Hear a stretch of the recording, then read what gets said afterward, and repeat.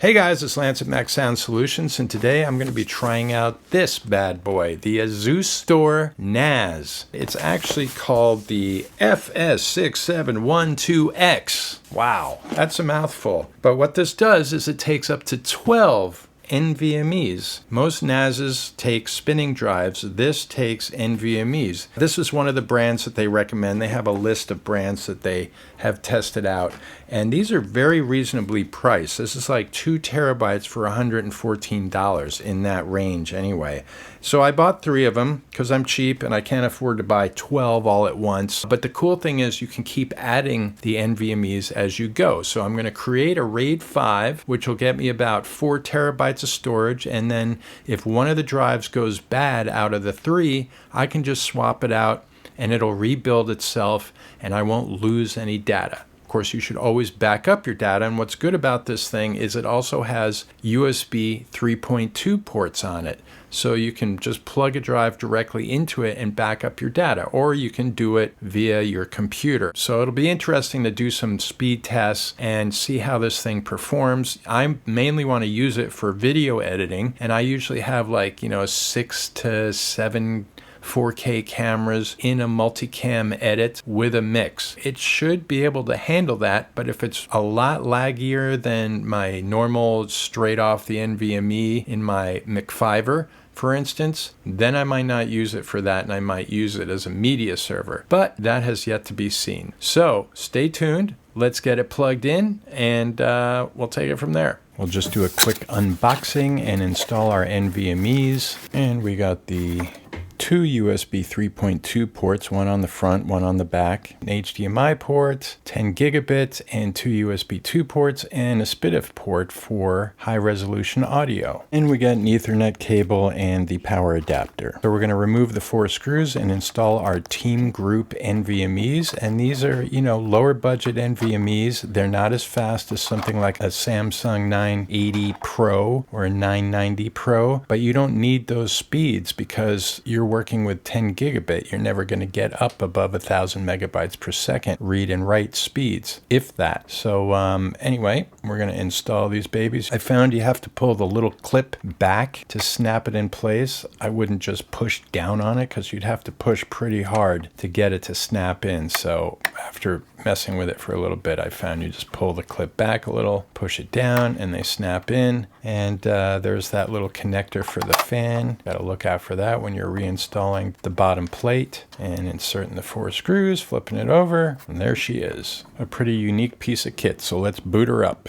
And here it is booting up, and it's got some pretty sexy LEDs on the front with the power button in the middle there. Next step is to download the Asustor Control Center app, which you can get on the Mac App Store.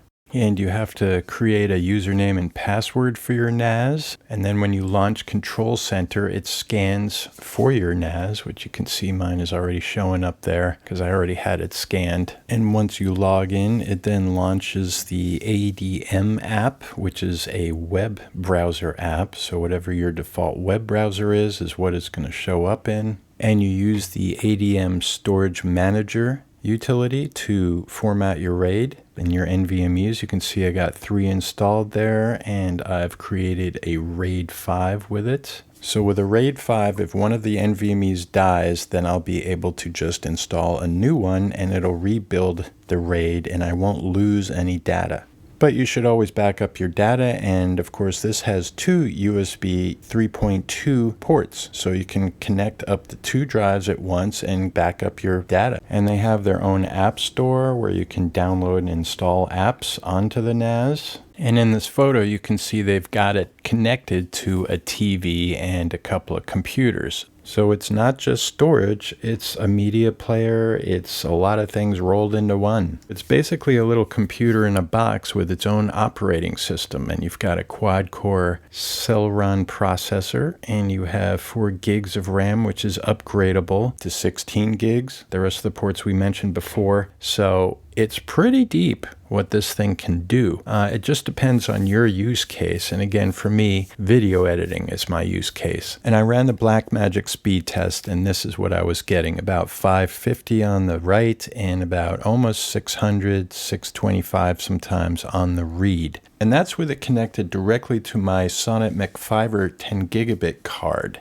Normally you would have this on a switch, a 10 gigabit switch, or you'd have it connected to a 10 gigabit router. But I think it should be faster. I saw someone else post on Amazon that they were getting 1,000 megabytes per second. So I have to talk to support. Maybe if I add more RAM, I'll be getting faster speeds. Or if I tweak some of the settings. I don't know yet. So I also went into services here, another utility, and I enabled SMB multi-channel, which is experimental, because on Reddit, someone said this increased their speeds a lot, but I didn't notice any difference. If anyone has any tips on how to increase the speed, please leave it in the comments. So I did a quick little speed test of my own, copying a 33 gig Final Cut Pro file to the NAS from my Mac's internal NVMe drive, which took 1 minute and 42 seconds.